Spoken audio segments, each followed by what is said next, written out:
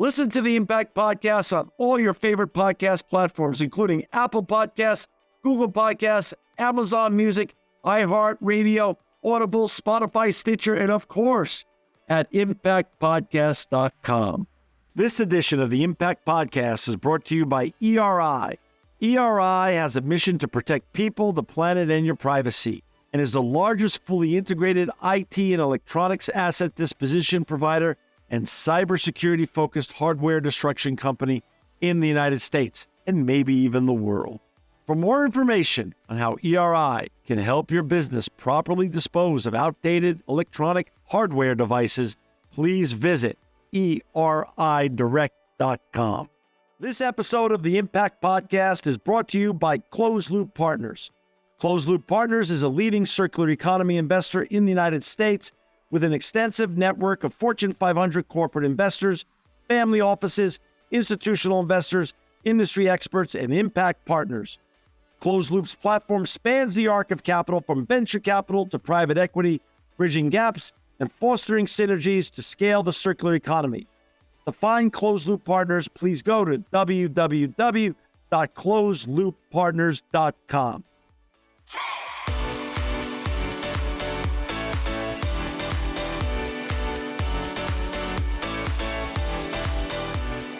Welcome to another edition of the Impact Podcast. I'm John Shigarian. I'm so honored to have with us back for the second time, Todd Brady. He's the Vice President of Global Public Affairs and Chief Sustainability Officer of the iconic and wonderful brand Intel. Welcome back, Todd. John, good to be with you again. You look great. I don't think you ever age, so that's something for me to live up to. Thank you so much. At 60 years old, I'll take every compliment with regards to my aesthetics that I can get.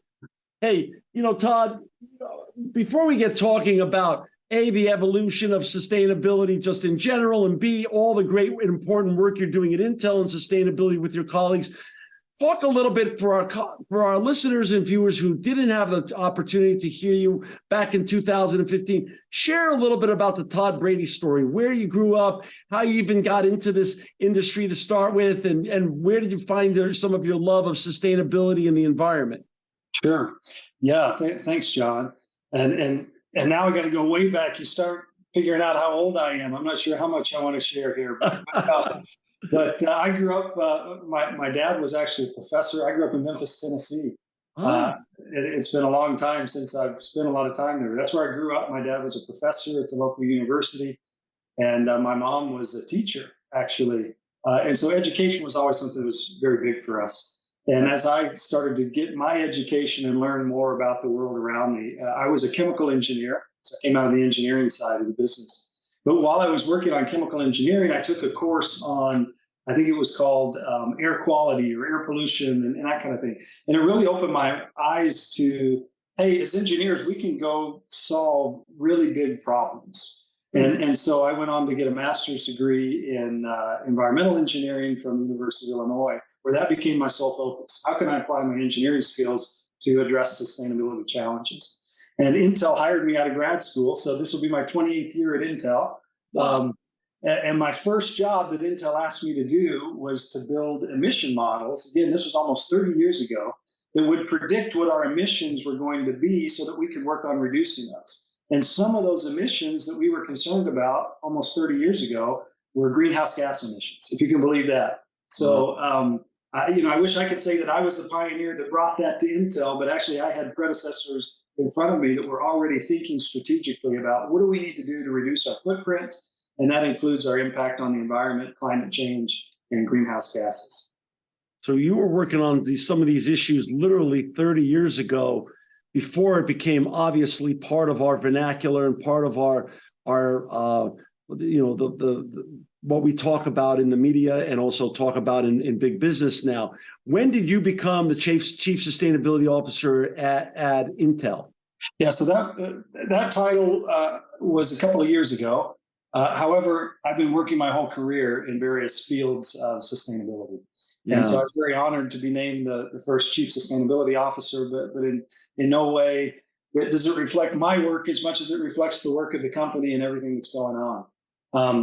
what I would say is I think it's really exciting to see this evolution of discussions around environmental topics, sustainability, and see it go from a group of scientists or engineers working on it to mainstream, that the world is aware of the challenge and what we need to do. And now, really, as I always tell my team, our goal is to basically eliminate our jobs over time so that it just becomes a course of what everybody across the company is doing. And we're seeing that more and more and more each year proliferate across the company. And I'm seeing it with other companies as well. Yeah, it's so interesting, Todd. You're one of these sustainability OGs that have been around doing the hard work with your colleagues now, way before it was cool, way before it was a hot topic or an unstoppable trend, which it seems to have become. But even since our last meeting and discussion on 2015, I mean, ESG back then wasn't part of our lexicon. The shift from the linear to circular economy wasn't really major news back then, nor was this sort of institutionalized support, i.e. BlackRock and Larry Fink and others, basically egging on their portfolio companies to really get with it and do the hard work. So it's just, you've been around and seen the whole evolution. Where do you think we are now? If sustainability and ESG was a baseball game, where do you think we are right now? Are we in the bottom of the first? Or are we at the top of the fifth? Where are we in this evolution since you've seen it for so long? Yeah, from my vantage point, we're somewhere in the middle, and hopefully we're top of the fifth, bottom of the fifth, but we're up by a few runs, right? I do think we're making progress. You mentioned investors, and I remember it's probably 15 or 20 years ago when I first met with ESG investors. Wow. And our first meeting, we'll meet with them at least once a year, if not multiple times a year, to talk about what we're working on and what their key priorities are. But we would do an annual roadshow. I'm located in Arizona. We're headquartered in California. And so we go from the West Coast to the East Coast and go to New York, Boston, Washington, D.C. areas and meet with the investors who cared about ESG. I remember the first meeting we had on ESG, it was with Calvert Investments. It was one of the pioneers in ESG investing. And I believe there was a Catholic charity at the time, and I wish I could remember her name. There was a nun, and she was representing the Catholic charity and concerned about ESG topics. But that was it. Now you fast forward to today, and as you mentioned, it's a who's who. I mean, it's great to see all the big names are there at the table, all have ESG analysts, all understand the importance of working on this and understand the importance for companies to be investing in ESG from a business perspective, right? Put some of the other issues aside, but from a business perspective, it makes sense for us to be focused in this ESG space. Todd, I've had the luck and the honor to interview so many folks since 2007, since the advent of this, what was then a radio show, now a podcast. And so many of them, like you, were the first chief sustainability officer at their brand. And I always love to hear about the excitement and the responsibility of the blank page, because of course you and your colleagues were doing so much in terms of predictive analytics, in terms of how to reduce greenhouse gases and so many other things way prior to you being named Chief Sustainability Officer. But once you get that title, how do you then look backwards in terms of what you had been working on, but then also look forwards, since you now have that new title and you had that blank page in front of you to decide what you want to tackle? Because sustainability could be really narrow or really wide. It's really the vision of the folks running it. Yeah, absolutely. And so one of the things that we do, and I know many other companies are now doing, is what we call a materiality assessment, where we'll go through and look at all the various elements of ESG and where the biggest impacts are to us, and quite frankly, too, where we can have the most impact. And so as we've done that year over year, there'll be some things that change and become higher priority or lower priority. But there were two in the environmental space, really two areas that have been over the past decade plus a core focus for us and always risen to the top of that materiality. And that would be climate and water. And those two are linked, of course, as well. But for us and for Intel and our business, those two always rose to the top. And therefore, looking at those, not only what do we need to do this year, but strategically over the next decade, or as it relates to climate change and ultimately reaching net zero over the next 2 decades, what do we need to further do? And so I think that's the challenge, but also the fun part about my job is how do you mix the we need to tackle some things this year and today, but at the same time not lose vision of where we want to be a decade from now, 2 decades from now.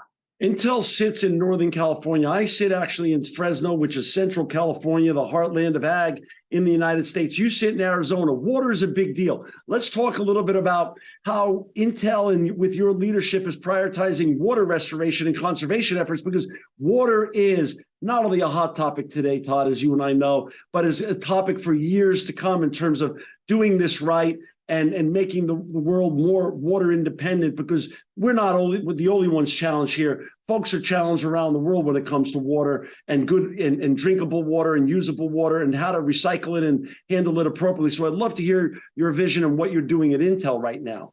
Yeah, absolutely. Our current goal as it relates to water is to be what we call net positive water by the year 2030. Water is an area that we've invested in for many decades.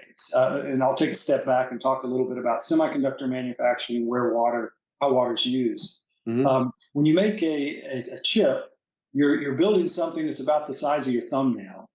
And on that, we're putting today over 1 billion transistors. So we're working at the atomic scale. It's hard to even fathom how small that is if you think about your thumbnail or fingernail and putting something that's 1 billion of those on that surface.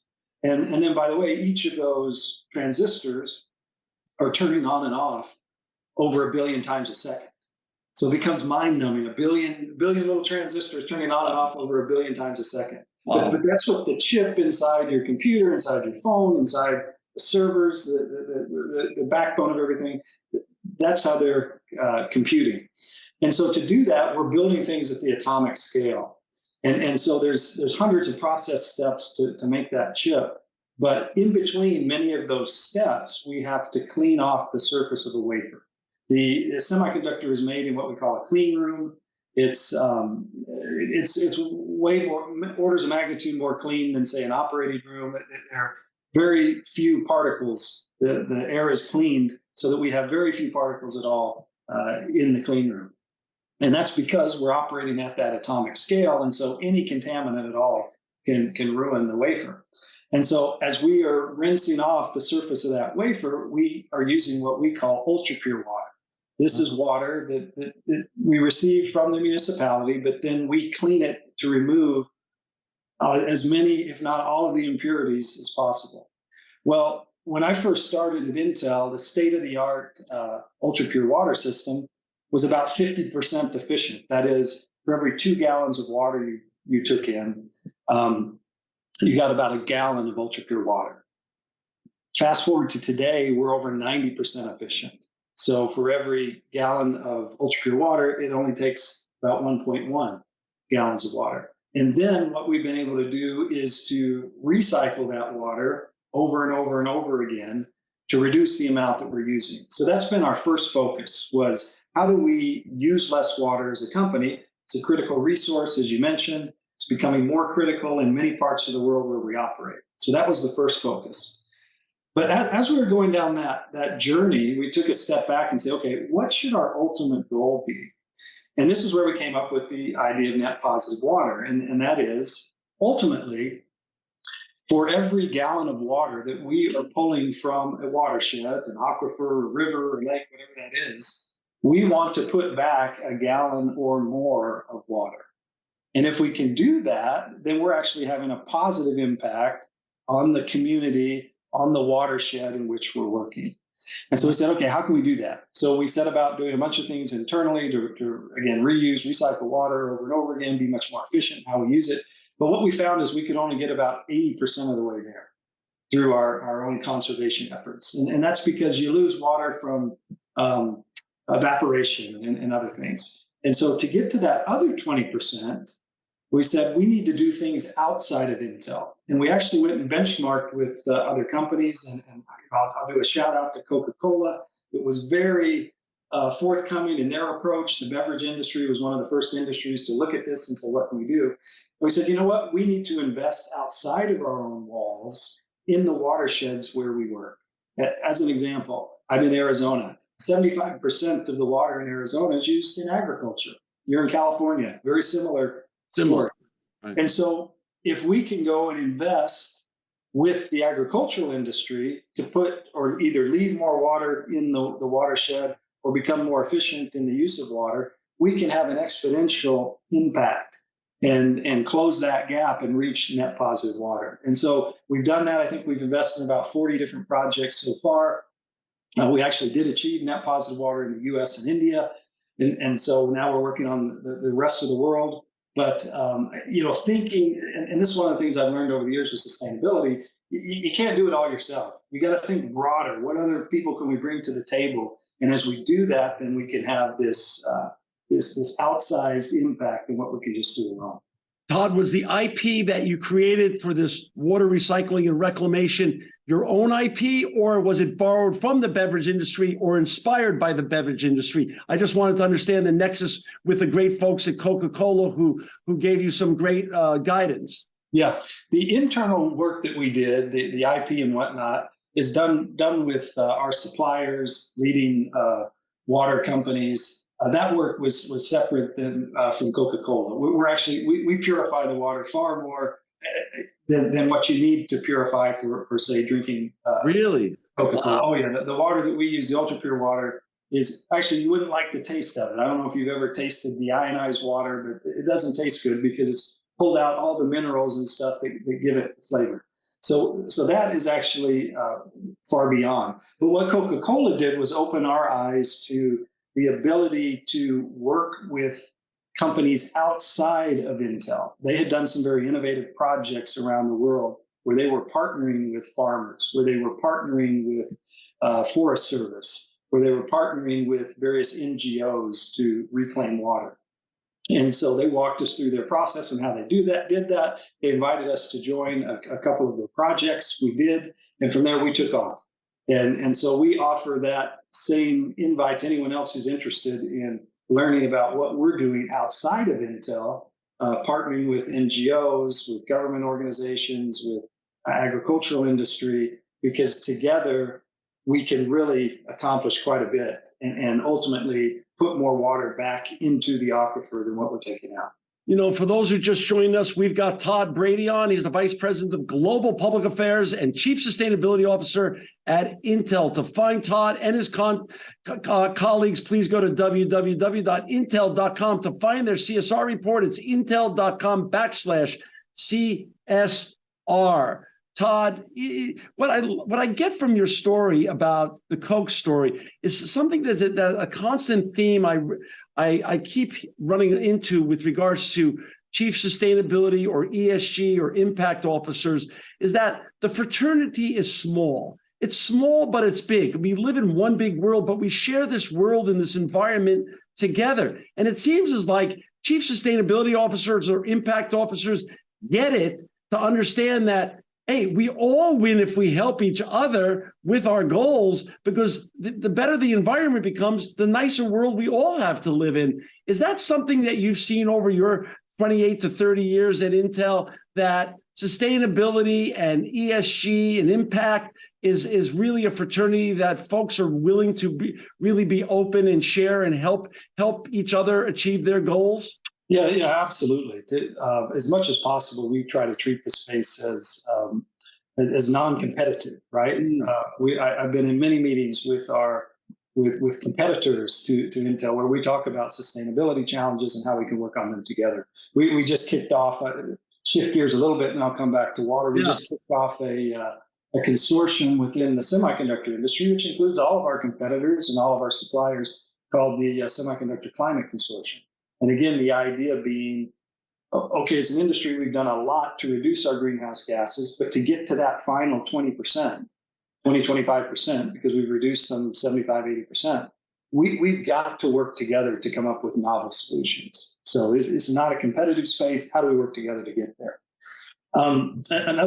Back to water, within the past year or two, one of the projects that that I'm really excited about. It's actually one we did in India. And again, in conjunction with a nonprofit organization in India.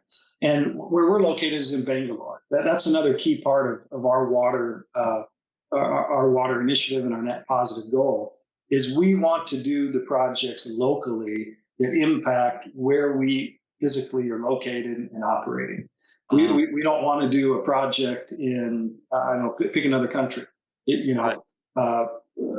Japan Right. for India. No, we need Right. to be in India where we are and where we're located.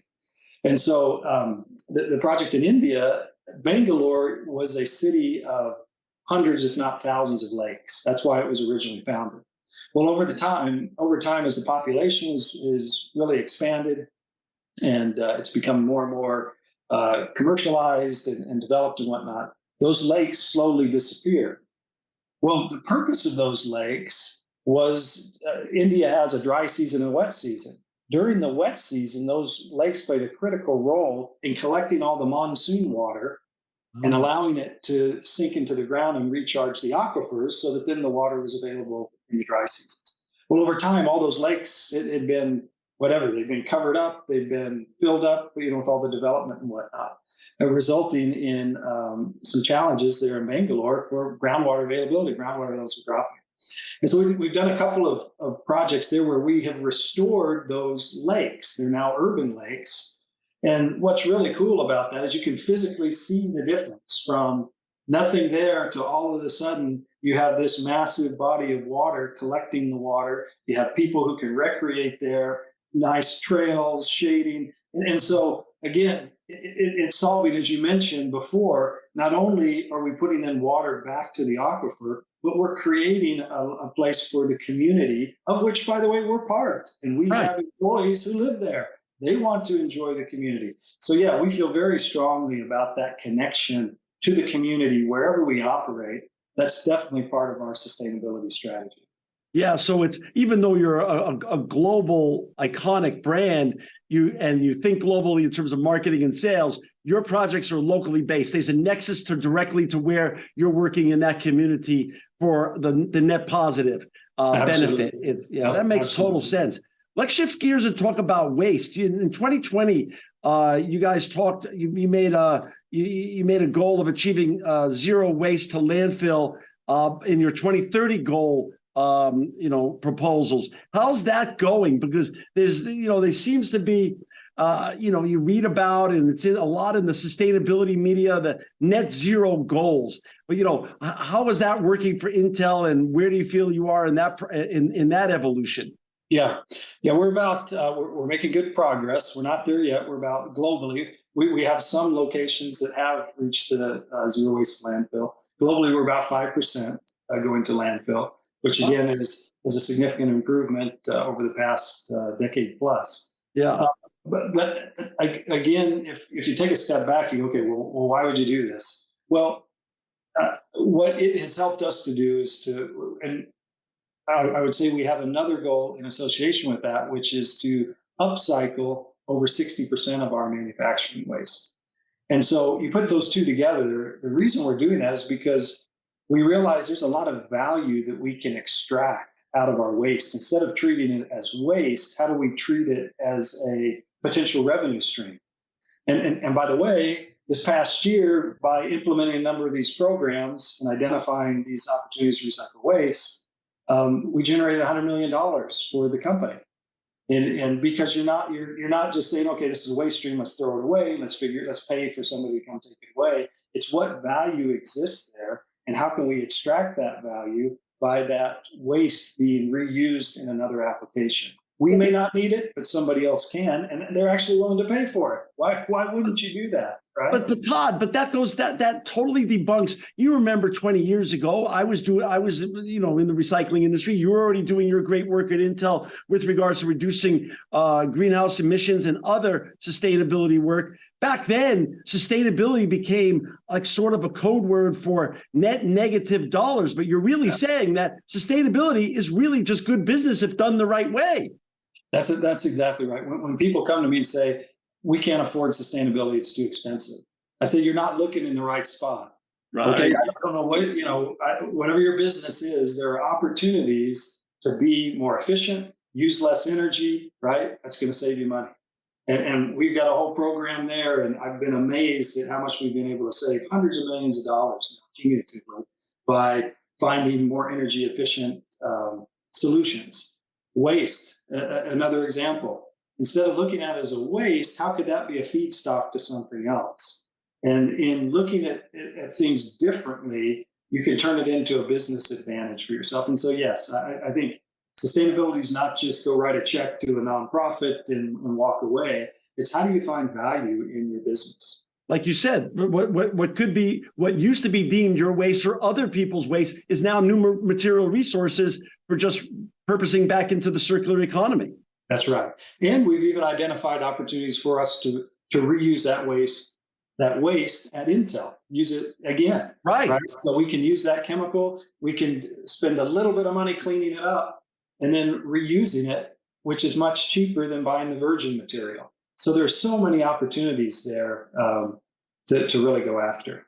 Todd, when you're in terms of process, when you're creating diversion rates with great goals such as net zero landfill, which really when you're doing 5% to landfill on a worldwide basis, still 5% falls within the 10% parameters. So really, in theory, you can be still called today zero landfill. You still have 5 points to go, though, in your mind. How do you challenge your operational team when you're working with so many facilities across so many geographies to share best practices to get their diversion rates down to where you want them to be and where the goals are set? Yeah, we do. It's a great point. So I think one is, you've got to set a vision of where you want to go, and that's the longer term goals. Years ago, when I was first working in sustainability, we would set annual goals, which were good, but Right. we didn't have long-term goals. Back in 2010, we started to set decade-long goals. So over the past couple of decades, we've done 10-year chunks. Now you have annual milestones to move you towards that, but you need to have a vision of where you want to go. And so once you say, okay, ultimately we want to get to zero waste to landfill, that changes your mindset, right? In terms of we're going to look at these waste streams differently. And then for us, we're fortunate, we're more centrally organized. And so we have a number of different teams that are working on each of these goals. They meet on a regular cadence. And so we are sharing best practices from site to site. Hey, we figured out how to do X. Great. Where else can we apply that across the world? And so that sharing of information, we talked about the external partnerships. You got to make sure you're doing that internally too. Internally. Right? Yeah. Yeah. That's great. But so that's a great circular practice in terms of your net zero to landfill goals. What other circular practices across Intel's work streams, from manufacturing to product design to even the issue of product longevity, do you get involved with and drive change in? Yeah. There's so if I start on the manufacturing side, there's a number of different applications. We use copper in our process. And so we have there's all your chips have copper in them. And so we have a process when that comes out of our factory as a waste stream to electroplate that copper out, which then we can resell that copper and it gets reused in all sorts of various applications. We recover some of the acid waste that we use. We can recover those, sulfuric acid, and reuse those in our processes. We have various solvents that have value that are various waste streams. We can either directly reuse those solvents or we can upcycle those solvents. At times, there may be a mixture of half a dozen different solvents. And by going through some distillation, and I won't get into all the technical details, but we can separate out the ones that are more valuable, and then those can be resold for reuse. And so, and ammonia waste gets reused in fertilizer. Another waste stream that we have gets reused in cement. So the list goes on and on and on. And it's a matter of understanding what your waste streams are, what potential value you have.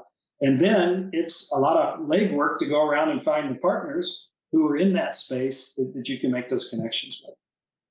On the product side, we make the chips. However, we've worked with our customers for many years on e-waste and what happens to those chips at end of life and what happens to those products at end of life. One of the things that people don't realize is for every chip that we manufacture, we also will release what we call reference designs. And so we'll give the customer, hey, here's a chip, but here's how you can build an entire laptop around that chip. And so in that reference design, we can put forth and integrate in sustainability. Here's how you can also build it so that it's readily recyclable, so that it uses less materials, so that it consumes less energy. And so we regularly partner with our customers on those designs as well. So many touch points throughout the process here and many opportunities.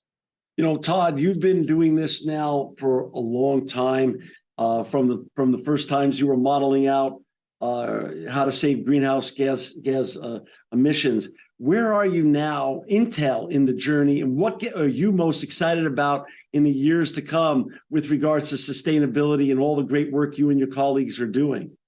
Yeah, the big challenge we have in front of us, and it's we as Intel, but it's all of us, and that's climate change.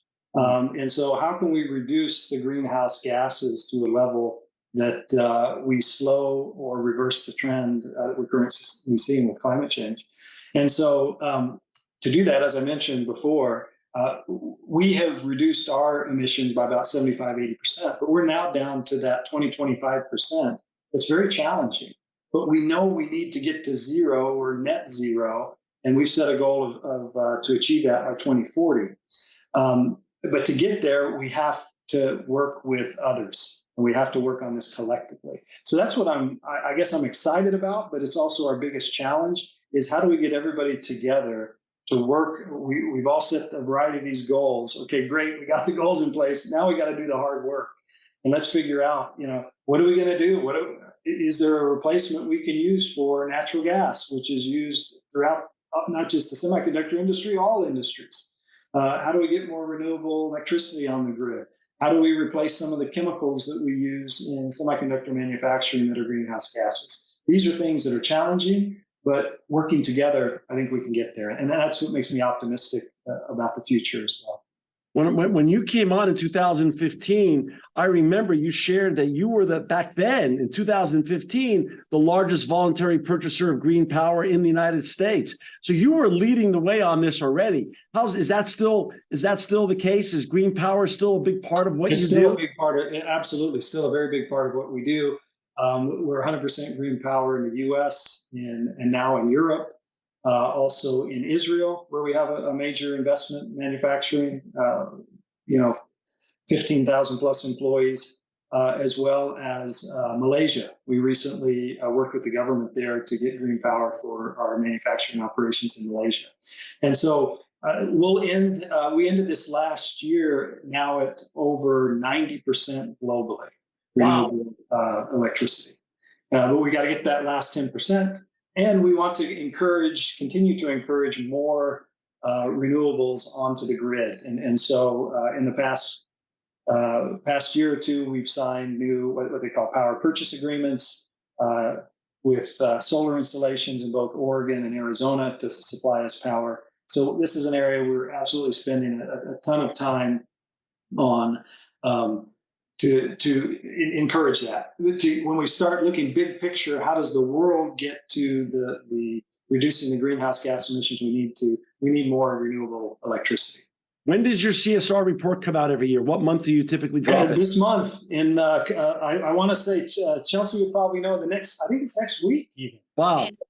Wow. Hey, all right. Good. So by the time this show airs, your new CSR report will be out, and people can find it at www.intel.com. To find Todd Brady and all his great colleagues that are making the world a better place and making a huge impact, just go to intel.com and look at that CSR report /CSR.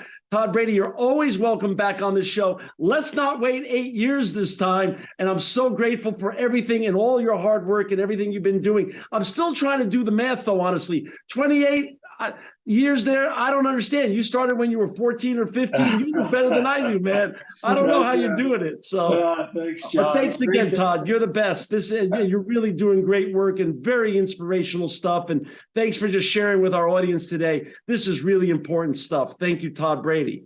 Great. Thanks for having me, John. Take care. This edition of the Impact Podcast is brought to you by Engage. Engage is a digital booking platform revolutionizing the talent booking industry. With thousands of athletes, celebrities, entrepreneurs, and business leaders, Engage is the go-to spot for booking talent, for speeches, custom experiences, live streams, and much more. For more information on Engage or to book talent today, visit letsengage.com. This edition of the Impact Podcast is brought to you by ERI. ERI has a mission to protect people, the planet, and your privacy, and is the largest fully integrated IT and electronics asset disposition provider and cybersecurity-focused hardware destruction company in the United States, and maybe even the world. For more information on how ERI can help your business properly dispose of outdated electronic hardware devices, please visit eridirect.com.